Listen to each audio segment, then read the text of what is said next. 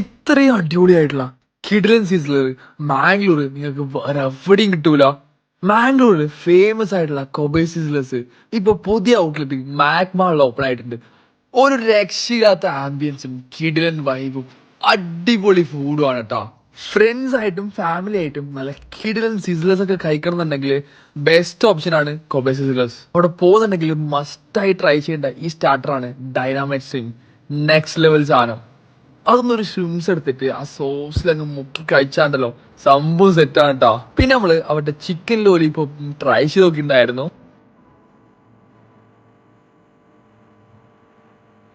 Now comes to the main part. ഇവിടുത്തെ main highlight sizzlers. ഇതാണ് ഇവിടുത്തെ കൊബേ സുൽത്താന സിസ്ലർ.